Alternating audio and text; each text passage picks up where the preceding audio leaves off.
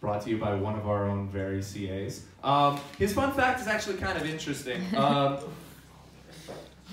And if you send me a fun fact, get excited. I will read it out loud. If you send something embarrassing, I will read it in a funny accent. One time, his friend wrote a song about that time he got food poisoning in Chinatown. And the first line is, and I'm going to do this to the tune of Skater Boy, because I think it's better that way. He's just a boy from San Jose. Organic food, and that's kosher K. Ladies and gentlemen, David Castle.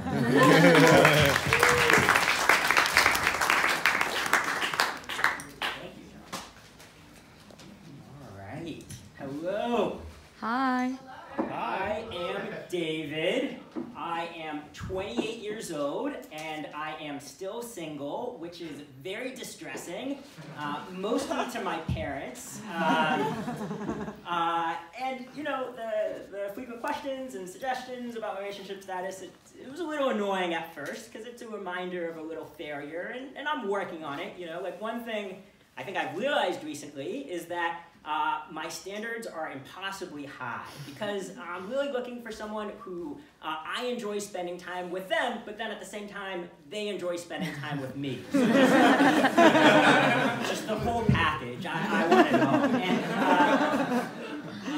And it seems like I'm joking about that, but honestly, I'm amazed that anyone in this world is dating anyone else in this world. I really am. If you think about how hard it is to find someone you enjoy spending time with, you don't have to just like enjoy spending time with them. You have to enjoy spending time with them so much. Like more than you enjoy spending time with most of your friends. Like more than you enjoy spending time doing nothing. Like think about how awesome doing nothing is.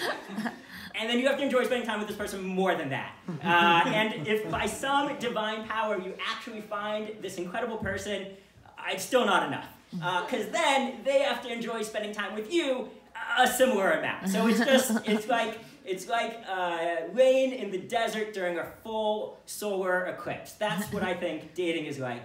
And I'm really good with transitions. I guess the main point of this anecdote is I'm 28 years old, and many of my friends are getting married, and I consider going on a date somewhat of a minor miracle. And so it might seem like our lives are somewhat divergent, but I really don't think that's the case. Like sometimes people think that when people get married, maybe they become more boring, but I think that's a case of correlation is not causation. I just think that like turning 28 makes you boring.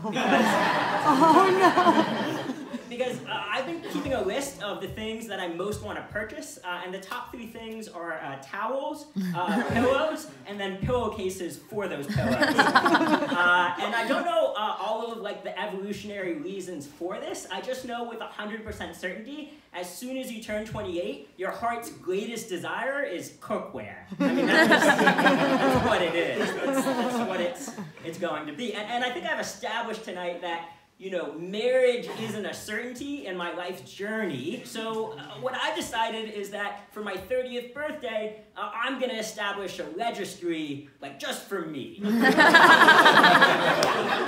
for continuing to exist. Yeah, and I think, like, some of my friends might find this is a little weird, but I'm really just going to Bed Bath and Beyond that shit, because that's the only way I'm sure I'll get the towels that I really want. Let's see. It's a callback joke. Okay, so at first I found my parents' questions and suggestions about my relationship status a little bit annoying. Is that a situation that resonates with anyone at all? Yeah, so I do have some advice. I'd say just like wait it out, because recently what I found is that my parents' level of desperation has reached the point that things are getting interesting, like in a good way.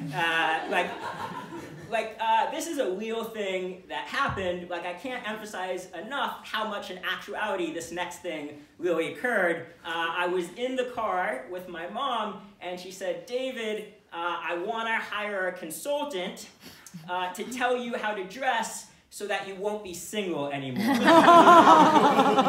So, firstly, sick burn by my mom. the secret fashion police. Secondly, I'm just so confused because I didn't know that like clothing is what was keeping me from true love, and I'd like to know how that professional service would go. Like I know how I'd want that to go. Like what I'd hope is a professional just telling me that like I need to flash a little more upper thigh or something like that. But I just really I'm not sure. And so I didn't take my mom up on that offer for reasons, but I am excited for this development because if my mom came back and said she wanted to hire the rest of the Queer Eye cast, like I would take that up in a second. Because I don't know if it would actually help me find love, but I just feel like Bobby would help me put together a really good 30th birthday registry, like at a minimum. Yeah, so I don't know if you picked up on this subtle fact, but I'm now 28 years old, and I'll be 30 when I graduate, you know, fingers crossed. And I don't mind if I'm still single when I'm 30. I just don't want to be as single as I am right now. You know? Like I don't want to miss as many John Mayer or Lord Huron concerts, and I want to cook in quantities that I can shop in the perishables and not just the frozens. And mostly, like I just don't want the right side of my bed to be a viable long-term storage facility for laundry. Like aspirationally, I want to have to put away my clothes. So I think we've now learned that your relationship status being single, it's not actually a binary, it's a continuum. Sometimes it goes the other way. I was noticing recently that my beard shampoo says that it's 83% organic, which to me is concerning because now I feel like I'm washing my face with like 83% organic beard shampoo and just like 17% DDT. Just like rubbing it in. I can't imagine that organic is a continuum. That would be like describing pepperoni pizza as 75% kosher. You know, like the dough, the sauce, the cheese, it's all kosher. 75% kosher. Okay. We've moved into the experimental part of the show. I'm going to try and say funny things that don't have to do with how single I am. This tends not to reliably work, but we're going to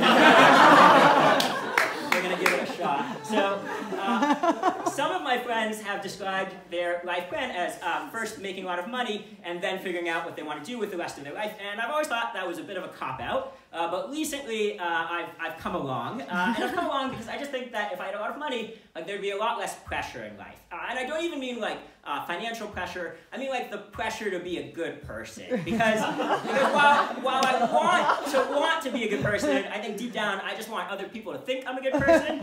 And you know, that's pretty hard. It's pretty hard to be good. It's pretty hard to get other people to think you're good. I just think that the way that Stanford curves its grading courses is kind of how America judges the wealthy on morality. It seems that way a little bit, you know?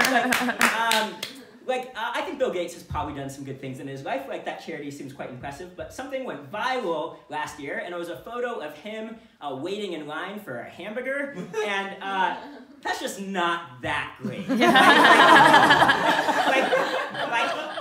How much preferential treatment are we expecting our wealthy to claim? Because that's the standard I want to be judged by. Because I'm not sure if I'm doing a good job of being a good person, but I'm definitely waiting in line for burgers. And I just think that even if I got a lot of money, like I could keep doing that. Like I'd still be able to wait in line for burgers. And guys, I just really think that like I would be such a good wealthy person, just like the best wealthy person. Like they would save me. Like I would commit so few crimes. I wouldn't even set up a political action committee to like favor my interest over the general population. And I just have just like the best towels, just like the softest towels.